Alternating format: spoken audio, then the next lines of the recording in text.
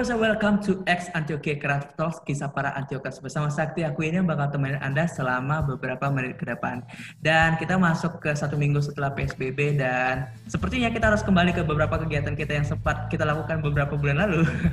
Tapi tidak apa-apa karena kita masih nyimpen ya memori-memori apa yang kita lakukan beberapa bulan yang lalu. Salah satunya kayak balik lagi ke YouTube, Google TV, pokoknya apapun yang bisa kita konsumsi. Dan kelihatannya trending yang masih kelihatan ya di Google dan di YouTube gitu, hal-hal yang berbau dengan Korea itu masih menjadi salah satu yang paling teratas. Apapun gitu, baik musik, K-pop gitu ya, ada BTS, Blackpink dan lain-lain gitu. Tak kenapa saya tahu, tapi akhirnya saya sebutkan di sini. Dan juga drakor juga di TV-TV menemani hari-hari ibu-ibu di masa PSBB. Nah hari ini spesial untuk menemani Bapak Ibu, saya sudah memanggil seseorang untuk menjadi narasumber, yaitu adalah orang Korea. Wes. Tapi pastinya bukan orang Korea asli ya, karena memang kalau orang Korea asli saya cuma bisa bilang annyeonghaseyo. Nah kalau yang ini orang Antioquia yang sekarang berdomisili di Korea, suaminya juga orang Korea, jadi mungkin akan ada bahasa-bahasa Korea sedikit. Gak apa-apa, nanti saya translate pakai Google Translate pokoknya. Siapakah dia? Dia adalah Maria Suharyati atau biasa saya panggil dengan Kak Yati. Halo Kak Yati, selamat malam. Halo, selamat malam. Halo Antiokers. Halo. Annyeonghaseyo. Annyeonghaseyo. Saya cuma bisa itu, memalukan ya, tapi nggak apa-apa.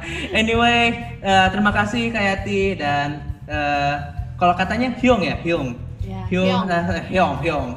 Kak Yati dan Hyung, terima kasih sudah ada di sini bersama saya dan Antiokers yang melihat saat ini suatu sungguh memberkati bisa bersama-sama dengan kalian.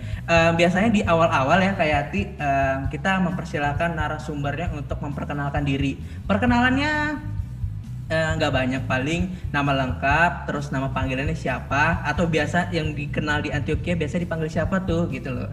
Terus juga saat ini domisili di mana dan pelayanan di Antioquia yang sekarang atau mungkin sebelumnya apa saja. Waktu dan tempat saya persilakan Kak Yati. Tanggal lahir nggak perlu ya? Tanggal lahir, tanggal boleh, tahun jangan lah, nanti ketahuan. Siap Kak. Oke. Halo Antiokers, nama saya Maria Suharyati untuk lengkapnya. Biasa dipanggil sih atau teman-teman di Antioquia itu mereka lebih kenal nama Yati pada saya. Nah ini suami saya namanya Nah Sang-suk. Biasa kita panggil, bisa dipanggil Mr. Na atau mungkin kalau untuk cowok Hyung boleh. Saya di Antioquia ya, pelayanan tamborin dulu di Antioquia, pelayanan tamborin dari SMP. Kemudian apalagi tadi saya tinggal di Seoul. Saya tinggal di Seoul, di Korea Selatan, tepatnya di Seoulnya di Mapogu. Itu aja sih dari kami. Oh iya, Hyung, apa kabar? Kabar baik. Maybe Hyung bisa memperkenalkan diri dengan bahasa Korea, silakan. Tapi dibantu Kak Yati ya. Boleh silakan. 자기소개 해봐요. 이름이 누구시? 어디서 사는지? 저는 코리아에서는 나상섭이고요. 마리아 신랑입니다. 수아미. 나상섭. Nasangsup, nama saya Nasangsup, orang Korea, suaminya Maria Suharyati. Iya, mantap. Suami istri. Ada terjemahannya ya? Oh, ada terjemahannya nanti pakai lebah terbang. Lebah terbang. Oke, anyway, sekali lagi terima kasih Kak Yati sudah bergabung bersama kami semua, bersama Antiokers juga. Dan pastinya Antiokers ada yang bertanya, karena Antiokers ini pendengarnya udah mulai keluar-luar nih Kak Yati, nggak cuma orang Antioquia. Makanya kita kasih Antiokers karena pendengarnya bisa siapa saja. Salah satu mungkin mereka masih bingung gitu ya. Atau ada yang udah tahu juga Kak Yati sekarang kan domisilinya di Korea tadi. Lebih tepatnya di Seoul dengan tadi spesifik tadi ada di Mapogu. Nah, pertanyaan yang mungkin terlintas gitu. Kak Yati ini sudah dari kapan berpindah ke Korea dan maybe bisa diceritakan juga alasannya kenapa pindah ke Korea. Silakan Kak. Oke. Alasannya sih yang pasti karena suami ya. Oh. Jadi sebenarnya sih memang nggak ada pikiran sama sekali bakal tinggal di Korea. Bahkan punya suami Korea pun nggak ada pikiran sama sekali. Jadi waktu itu kita sempat ketemu di kantor, di tempat kerja aku dulu, terus akhirnya berjalan itu tahun 2015 memutuskan untuk menikah. Banyak pergumulan sih waktu aku kenal dia, karena satu perbedaan negara, kedua juga usia, kemudian saya juga sudah punya anak kan waktu itu, Nail, ya kan. Nah akhirnya itu pergumulan aku di situ, sering banget aku suka ke depan ya, dulu di gereja kan kita suka ada doa ke depan kalau habis firman Tuhan gitu. Aku sering banget di situ, lebih sering dulu Om Thomas sering banget, papanya Audrey itu yang doain aku di depan. Aku cuma bisa berdoa sama Tuhan, kalau memang dia jodoh saya dilancarkan, kalau tidak. Tapi akhirnya Tuhan berikan kelancaran terus, di mana dia sayang dengan anak saya gitu. Sempat pergumulan juga, apakah saya harus ke Korea atau tetap di Indonesia waktu itu, karena terus terang bahasa 1, 2, 3 pun saya nggak tahu bahasa Korea.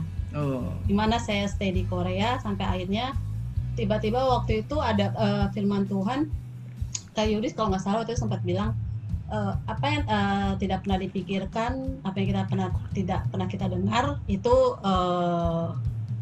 yang Tuhan sediakan. Terus pergilah kamu ke negeri yang baru, maka aku akan memberkati kamu. Nah disitulah aku langsung, oh baik, aku langsung pilih pergi ikut suami dimanapun juga. Nah itu tahun 2015. Tahun 2015 akhir Desember, 12월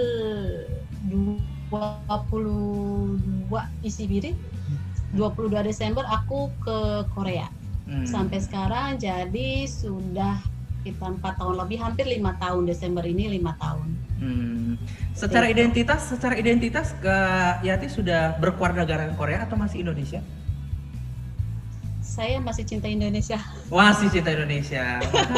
Saya lihat tadi ada benderanya tadi. Bendera ya. Jadi masih Indonesia. Karena suami juga memang tidak mengizinkan saya untuk pindah negara, biar supaya lebih gampang. Untuk bolak-baliknya nanti. Karena si kecil juga masih di sana kan, anak saya rencananya nanti kalau emang Tuhan mengizinkan kuliahnya baru. Baru di Korea. Iya. Itu mesti tapi secara kalau yang belum tahu ya, mungkin remaja ya, ini mamanya Nael ya, Nael sudah cukup adaptasi, bisa bahasa Korea juga nggak sih Kak? Oh sekarang lagi belajar ya? Jadi online sama saya, kebetulan aku juga lagi bikin kelas bahasa Korea setiap Sabtu, free. Promosi nih. Oh boleh. Nggak apa-apa. Nanti kita cantumin harganya. Jadi ini memang aku sengaja free untuk mengisi suasana corona kan kayak gini ya. Yes. Jadi aku ngajarin Nail, terus ponakan ada beberapa teman-teman juga bahasa Korea secara Zoom, secara online setiap Sabtu itu gitu. Sekarang lagi belajar dia. Sudah sedikit bisa sih, kalau untuk alfabetnya dia sudah bisa baca, untuk grammar masih belajar. Maybe mungkin mau nanya Kak, karena kan saya memang tidak terlalu paham secara aksara dan sebagainya. Kalau di Chinese mungkin ada Chuin, Pinyin dan sebagainya. Kalau di Jepang ada kayak kanji dan lain-lain sebagainya. Kalau di Korea itu namanya apa Kak? Kalau di Korea kita biasanya Hangul. Hangul. Iya. Itu alfabetnya kita panggil, kita sebut Hangul ya. Wah ini dari 2015 sampai sekarang, tadi aja kita dengar ngobrol sama suaminya lancar banget, berarti sebenarnya bisa asal biasa ya, 5 tahun. Betul. Bisa gitu ya. Nah selain dari bahasa dan sebagainya, sudah di Korea sekarang Kak, selama tinggal di Korea, perasaan yang dirasakan oleh Kak Yati seperti apa sekarang? Mungkin suasananya, atau mungkin ya suka duka selama tinggal lah dari 5 tahun itu kayak gimana sampai sekarang? Yang dirasakan sih suka duka banyak ya, dan di situ juga pertolongan Tuhan juga banyak banget. Banyak sekali, mulai dari pekerjaan, di mana begitu saya baru datang di sini kan nggak bisa bahasa ya kan, nggak bisa bahasa sama sekali gitu kan. Terus tapi ada kakak ipar waktu itu nolongin saya untuk masuk ke dalam suatu center gitu. Suatu center di mana semuanya itu foreign orang asing gitu kan. Nah di situ kita dapat belajar free. Kemudian setelah berapa bulan, 3 bulan terus langsung dapat kerja. Jadi di situ pertolongan yang Tuhan kasih ke saya, baru masuk ke Korea tapi sudah bisa dapat kerja. Itu suatu mukjizat yang luar biasa. Terus itu sukanya, dukanya ya bahasa. Jadi terkadang kita di sini banyak orang-orang Filipina, orang Vietnam, orang Thailand, orang Cina lebih banyak gitu kan. Terkadang kalau kita lagi makan, kalau di tempat kerja itu suka grup-grupan. Jadi saya suka sendiri gitu. Dukanya seperti itu. Terus kalau misalnya lagi kumpul dengan keluarga, kita tidak bisa bahasa, jadi nggak bingung nih dia ngomong apa sih gitu. Dukanya sih seperti itu. Sukanya yaitu pertolongan Tuhan banyak sekali buat saya. Dari yang tidak bisa sampai akhirnya bisa gitu. Iya, dan berarti sekarang ini ya untuk secara bersosial juga lebih mudah berarti ya dengan kelancaran bahasa itu tadi. Yang berbeda dengan dari Indonesia mungkin dengan Korea. Kita tadi sudah lihat ya mungkin banyak yang Kak Yati alamin ya dari segi kayak tadi keterbatasan bahasa yang sekarang sudah bisa, dan mungkin harusnya dukanya ada pasti setiap hari, setiap waktu pasti ada dukanya lagi. Pasti. Tapi mungkin ada nggak sih gap dari yang dilihat ya Kak, yang terasa dari Indonesia dan juga Korea gitu, maybe dari sisi tata cara apa dan sebagainya mungkin? Budaya sih, yang pasti. Budaya gimana? Budaya waktu. Budaya waktu. Bahas kak, gimana Kak? Waktu saya pertama datang ke sini, waktu dia masih di Indonesia, dia membiasakan diri dengan budaya Indonesia yang tidak on time waktu. Tidak usah minta maaf. Usah minta maaf. Lanjut Kak. Tapi kemudian waktu saya baru pertama datang ke sini, waktu itu onjeji na chome Ichon tahun 2013 pertama saya datang ke Korea itu dia kalau kita bilang jam 9 landing dia sudah tahu perkiraannya. Pasti keluar hanya sekitar 1 jam karena dia tahu kinerja orang Korea itu cepat imigrasi gitu. Tapi saya waktu itu nggak tahu kalau ternyata di sini semuanya serba cepat. Jadi saya jalan pelan-pelan gitu. Begitu keluar dia langsung marah. Kenapa lama gitu? Karena aku bilang iya itu imigrasi lama. Dia bilang Hojimal bohong gitu kayak gitu kan. Gitu lah. Di situ dari budaya waktu di sini selalu on time. Terus budaya kerja ya cepat. Jadi puji Tuhan waktu itu saya kerja sama Yeni sempat ya di HR di Sigap itu kerjanya cepat. Begitu nyampe di sini mereka selalu minta cepat laporan. Jadi budaya tepat waktu, bekerja cepat, kemudian fasilitas sih ya di sini memang negara Korea ini saya nggak tahu negara lain mungkin apakah sama dengan Korea, tapi yang pasti fasilitas yang saya dapat di sini sebagai orang asing saya salut sekali. Jadi pemerintahnya benar-benar memperhatikan keluarganya. Kemudian yang berbeda banget cuaca. Kenapa itu Kak? Cuacanya ada 4 kan. Iya benar juga ya. Kok saya nggak tahu? Yang pasti beda banget. Berarti perdana ngeliat salju di sana dong ya berarti ya? Iya. Salju lihat dong. Pertanyaan apa ini? Itu pertama kali ngeliat salju itu norak banget gitu kan? Iya. Norak banget waktu pertama kali ngeliat salju itu sampai wah, jadi benar kayak es serut. Tahu ya es serut kan? Jadi benar-benar ya seperti itu.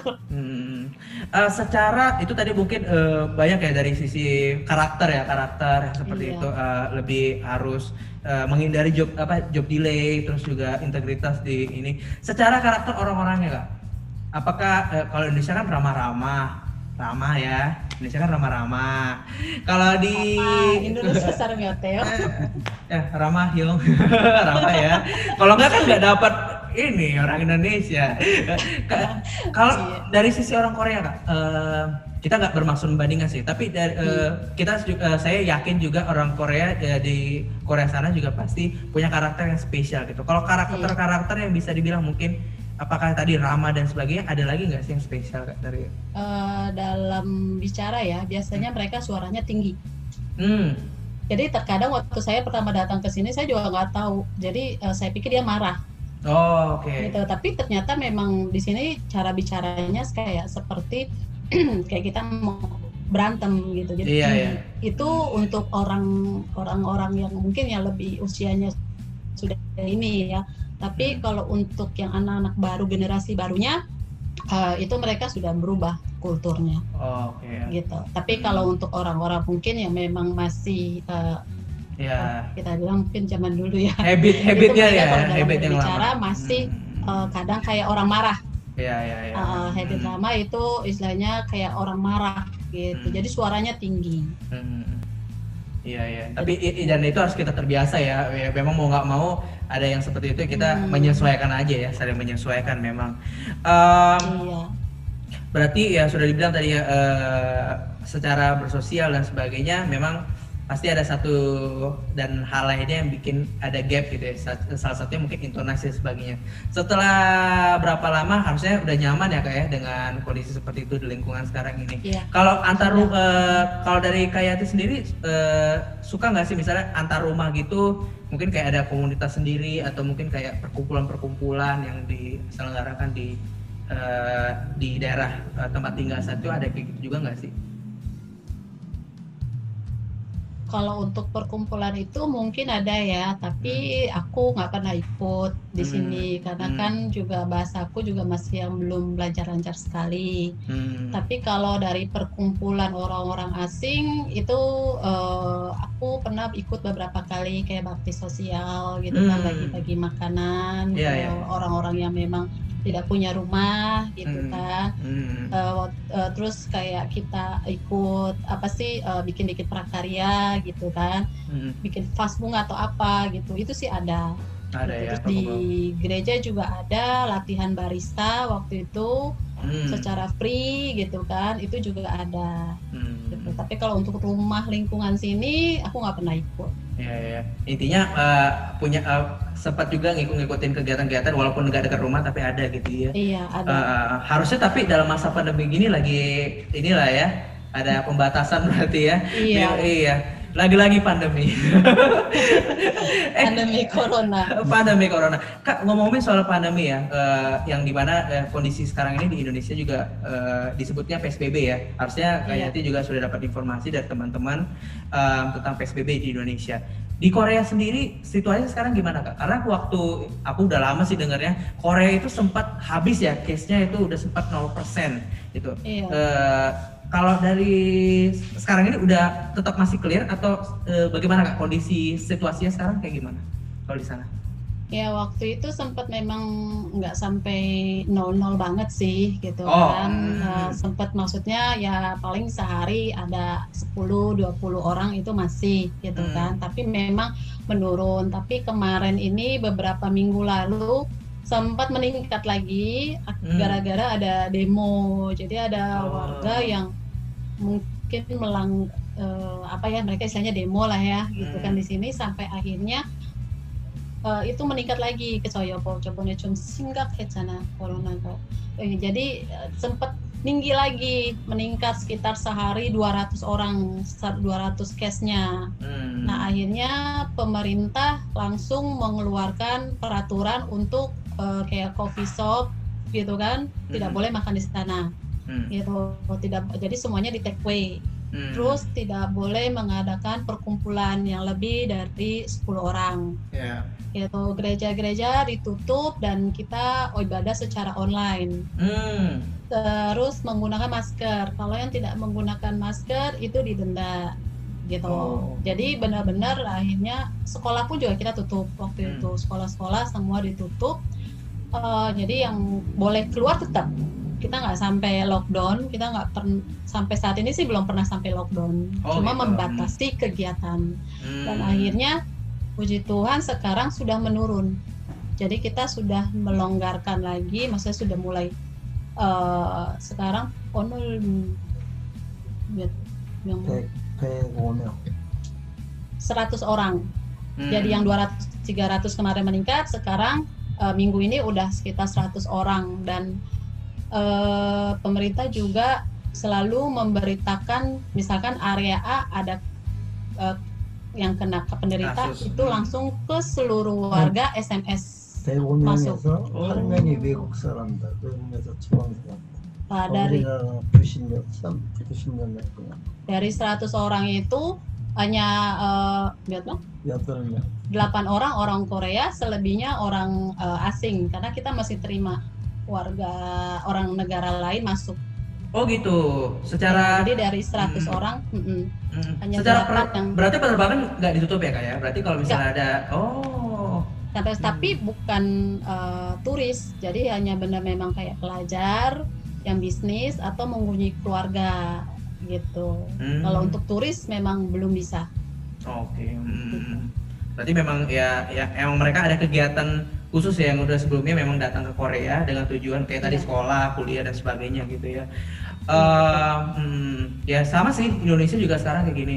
Cuman kenapa? Ya, cuman Indonesia spesial pokoknya. Kita ningkatnya luar biasa. Kan kalau aku pernah lihat video itu grafiknya itu wah, kita itu wow. Makanya kita sempat PSBB juga kan di Jakarta, Kak. Kita juga sempat PSBB di Jakarta, sempat sudah mulai stabil sepertinya. Lalu kita pindah ke PSBB transisi dan ternyata melonjak sungguh drastis, akhirnya balik ke PSBB lagi. Tapi ya kita doain ya Kak ya di Jakarta kan. Kita pasti. Di sini waktu masih ibadah sih, setiap akhir firman Tuhan itu kita selalu doakan negara-negara yang meningkat banyak di gereja-gereja sini sih juga selalu kita mendoakan itu. Semoga corona ini cepat berlalu lah. Jadi kita bisa kegiatan lagi kan ya. Kak Yati, aku kalau boleh dibantu untuk menanyakan ke Hyung. Aku pengen tanya-tanya ke Hyung. Nanti Kak Yati bantu translate ya. Kak Yati bantu translate ya. Kak Yati bantu translate ya. Tolong ya. Bisa aku ya? Bisa lah. Masa nggak bisa? Pasti bisa. Hyung, aku mau nanya. Seperti yang tadi udah dibahas sama Kak Yati tentang PSBB. Saat ini situasi sudah dibatasi dan sebagainya. Kalau secara pekerjaan di sana sebagai warga Korea juga, Hyung, apa yang secara bekerja gimana kondisinya? Apakah semua sudah online atau ada yang masih aktivitas ke kantor dan sebagainya, seperti apa? 질문 단싱들 질문했는데 아까 제가 설명했잖아. 지금 거리두기가 저번에 했는데 근데 당신 지금 그 회사 아직도 다니는데 그 회사원 변에 어떻게 하는지 혹시 당신 일 지금 온라인이나 아니면 아직도 회사에 다니고 있어요? 회사에서 근무하는데 우리나라가 내가 근무하는 데가 병원에 있는데 이제 내가 설명을 해야지. 그래, 내가 설명할게. 그래갖고 우리는 그 옆에 그 코로나 병동이 있어갖고 폐쇄가 될 뻔했는데 지금은 거기서 다 완치가 되고 10몇 명만 나와가지고 우리랑 아무 관계가 없어. 계속 근무할 수가 있다. Iya, jadi suami aku ini memang dia masih kerja, dia kerja langsung, masih istilahnya enggak ke online, ya. Jadi masih aktivitas seperti biasa. Saat ini dia kerjanya kan lagi mengerjakan, dia kontraktor, mengerjakan proyek di rumah sakit.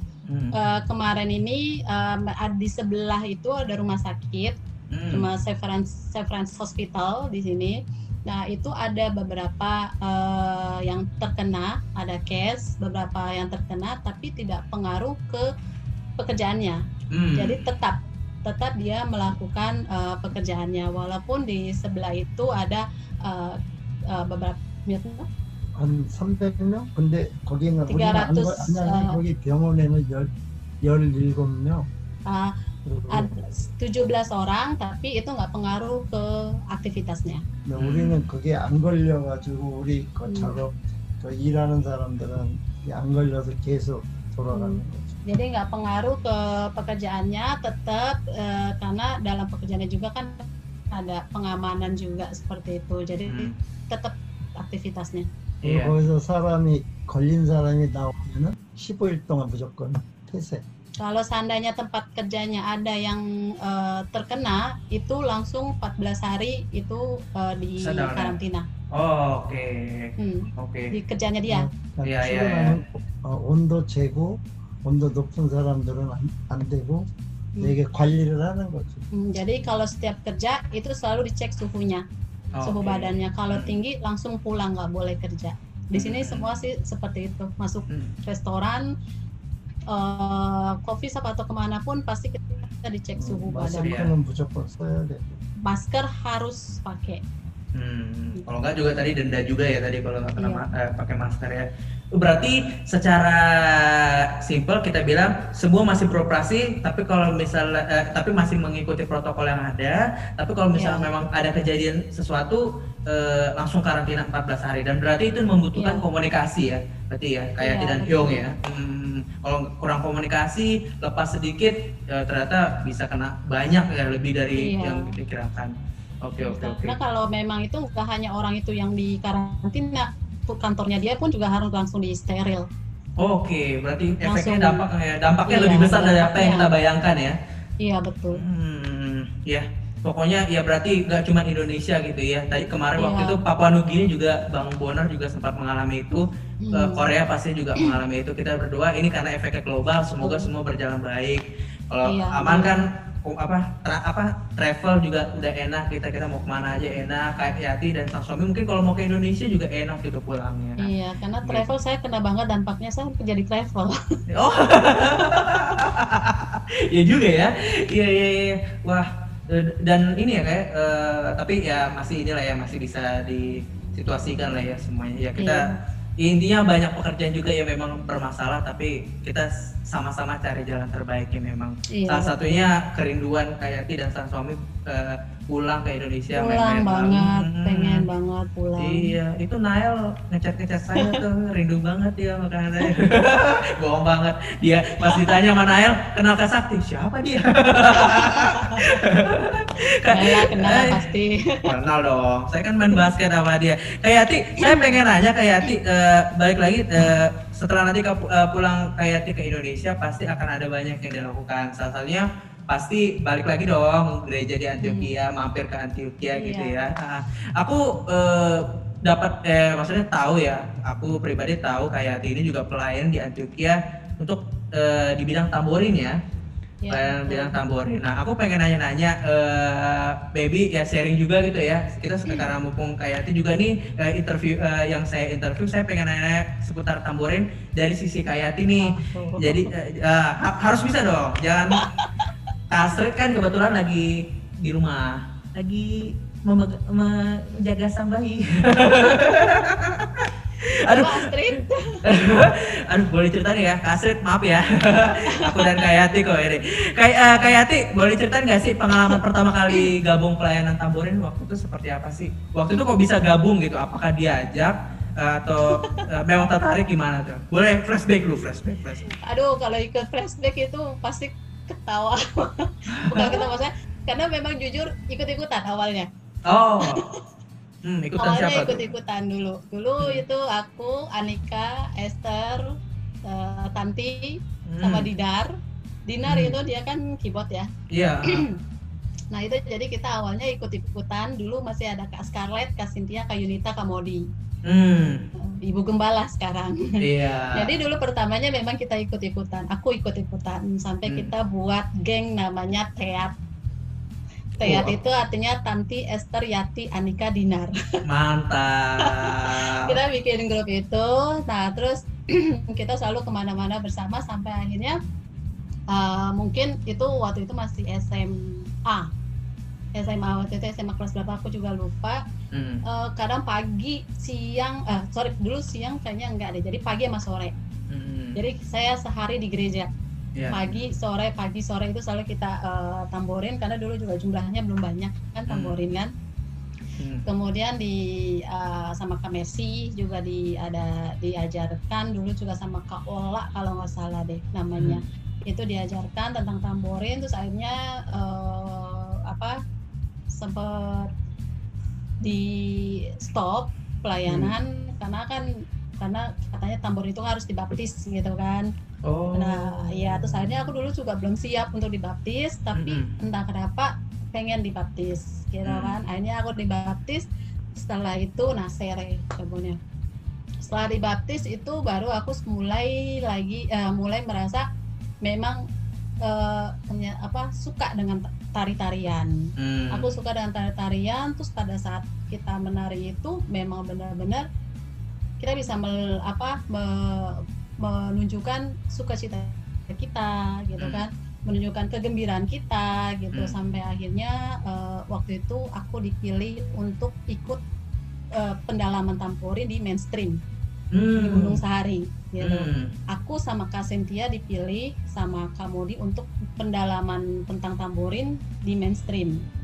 Nah terus akhirnya kita ngajarin teman-teman di gereja. Jadi apa yang aku dapat di mainstream aku ajarkan teman-teman. Nah di situ aku mulai lebih lagi untuk pelayanan ini lebih lagi istilahnya benar-benar kayaknya talent aku di sini. Iya, gitu, dan punya niat untuk mengeksplor lebih lah ya berarti. Iya, mengeksplor lebih sampai akhirnya aku lihat-lihat YouTube gitu kan, tarian-tarian dari negara lain gitu kan. Nah di situ aku juga pengen Tuhan, aku nggak mau cuma tamborin nih gitu, aku pengen melayani Tuhan lebih lagi, mungkin nggak di musik ya kan, karena aku nggak bisa gitar segala macam, hanya tamborin. Nah akhirnya di situ aku pengen melayani teman-teman tamborin juga gitu. Selain aku sebagai pelayan, aku ingin melayani teman-teman tamborin juga, dan aku mencoba mengaplikasikannya dengan make up. Jadi setiap kali ada aku sama kakakku Tanti, kita mempunyai janji, yuk kita coba bikin nazar sama Tuhan, istilahnya ya, janji kita make up tamborin setiap kali ada pentas atau apa, kita make up tanpa ada biaya. Aku bilang gitu karena untuk kita sendiri juga kan. Akhirnya di situ setiap kali tamborin ada perayaan atau undangan untuk pernikahan, pasti make up dan hairstylingnya aku dengan kakakku. Gitu. Terus saking aku ingin lah, maksudnya benar-benar suka, maksudnya pelayanan tamborin, aku mencoba membuat baju waktu itu untuk tamborin gitu kan. Aku cari-cari style gitu ya, sampai akhirnya aku pengen banget deh, karena aku cintanya dengan tamborin gitu kan, cintanya dengan tamborin. Nah akhirnya selain make up, hairstyling, aku mencoba membuat baju untuk tamborin. Sampai akhirnya saya tidak bisa pelayanan lagi karena harus ke Korea gitu. Itu sih kalau untuk pelayanan aku di sana. Dari awalnya ikut-ikut sampai benar-benar cinta, mungkin Tuhan tangkap ya. Awalnya ikut-ikut lo, kenapa lo sekarang gue tangkep istilahnya kan. Betul. Jadi benar-benar cinta banget dengan tamborin gitu. Dan memang banyak anak-anak tamborin yang ya kayak sharing senior siapa segala macam, pasti saya ya tahu kan, saya punya teman baik anak tamborin. Iya tahu kan. Ya jadi nama kayak ya Amir ya itu di YouTube lagi. Tapi nama the point is kayak tidak akan pernah terlewat sebagai salah satu senior yang di tamborin gitu. Tadi Kak Yati sempat sharing juga tadi tentang belajar dan membagikan ya, sharing juga knowledge dia terkait tamborin. Aku pengen tanya Kak, sebenarnya tamborin itu aku belajar lihat-lihat ya gitu, ada gerakan kayak praise, worship, bersorak atau mungkin ya ikan gitu. banyak gerakan-gerakan yang sepertinya itu udah terteks gitu ya, maksudnya ini seperti ini. Itu sebenarnya gerakan-gerakan tamborin itu memang ada pakemnya atau kayak gimana Kak? Maksudnya tahu bahwa teorinya gerakannya seperti ini. Nanti gimananya pakai tarian yang ini, cocoknya pakai tarian yang ini. Itu emang ada pakemnya atau seperti apa Kak? Kalau untuk gerakan pakem memang ada beberapa gerakan dasar kita bilang. Jadi ada beberapa gerakan dasar yang memang semua penari tamborin itu wajib tahu. Kayak mungkin tadi kayak ikan, full gospel gitu kan.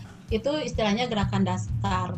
Tapi dari gerakan dasar itu kita juga diminta kreativitas kita untuk menciptakan gaya-gaya lain gitu. Karena kan gaya-gaya dasar itu ada bukunya, memang ada di dalam bukunya. Jadi kita benar-benar harus ikutin itu. Terus kalau untuk misalkan lagu ini harus gaya ini sih, itu nggak pakem. Jadi benar-benar kita sebagai, karena tamborin itu kan ada komando ya. Ada komando. Jadi komando itu harus tahu lagu ini, temponya ini, gerakannya ini, gitu kan. Kayak misalkan mungkin ala Bapak gitu kan, terus mungkin gerakannya mungkin kita pakai worship atau apa.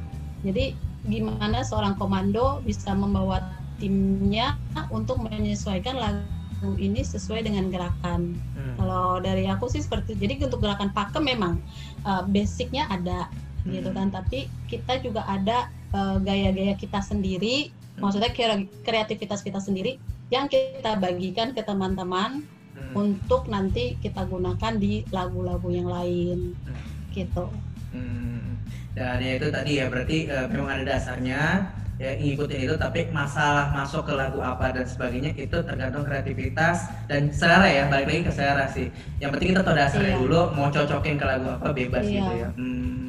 Berarti memang nggak ada ya, berarti nggak ada orang yang bisa menjudge, oh ini ente gerakannya harus pakai yang ini untuk bagus, nggak ada ya. Berarti tergantung siapa komandonya dan semua harus ngikutin. Nggak ada. Iya, tapi itu pun juga harus ada kesehatian sih yang pasti, karena namanya komando kan dia juga nggak harus, maksudnya apa dia bisa tapi ternyata anaknya nggak bisa, maksudnya bukan anak, maksudnya mungkin temannya nggak bisa, dia tetap harus pakai gaya itu enggak. Jadi kalau memang temannya nggak bisa kayak ini, ya udah kita harus kesehatian kita untuk memakai gaya yang semuanya bisa. Iya, betul. Harus kompak lah intinya, kompak. Iya, luar dan dalam, kompak luar dan dalam. Kayak Yati, sebelum kita masuk ke penutup ya, aku mau tanya, tadi udah dibahas juga bahwa Kak Yati juga di sana juga bisa bergereja ya, dengan baik terlepas dari pandemi ini, tapi bisa bergereja dari masa-masa normal, dan sampai sekarang harusnya juga ibadah online juga masih dilakukan. Di gereja itu ambil pelayanan juga nggak Kak, tamborin atau mungkin pelayanan lainnya?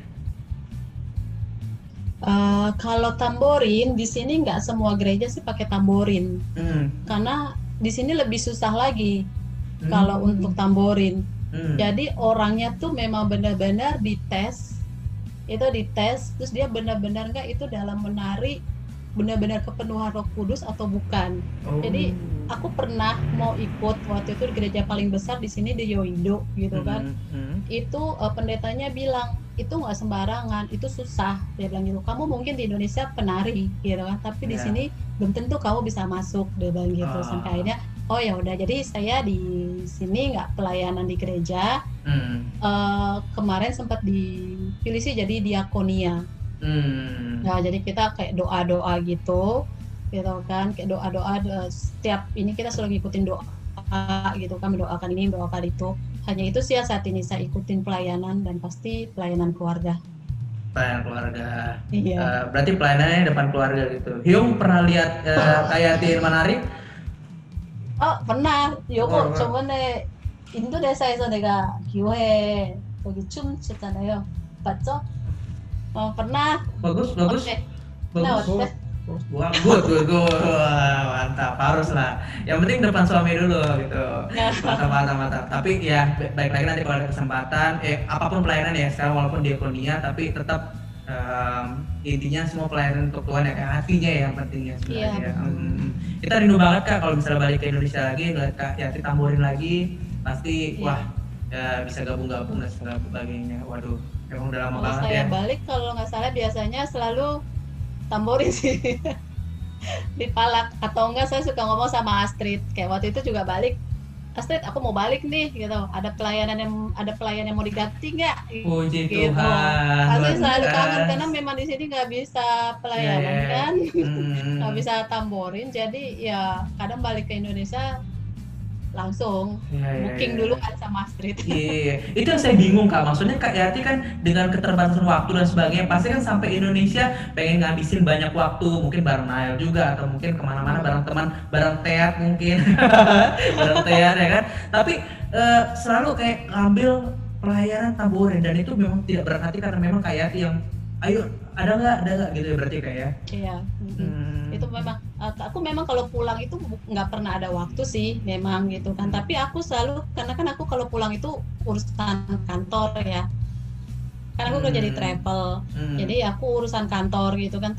Biasanya schedule-nya itu puji Tuhan sejauh ini setiap schedule ya aku pergi ke Indonesia atau ke negara lain gitu kan, itu selalu bos aku nyerahin ke aku gitu kan. Aku kan juga pernah ke Filipina atau lainnya gitu kan. Nah, jadi aku bisa atur gitu. Jadi aku datang duluan. Aku datang duluan gitu. Jadi aku datang duluan hari Sabtu, jadi Minggu bisa ke gereja.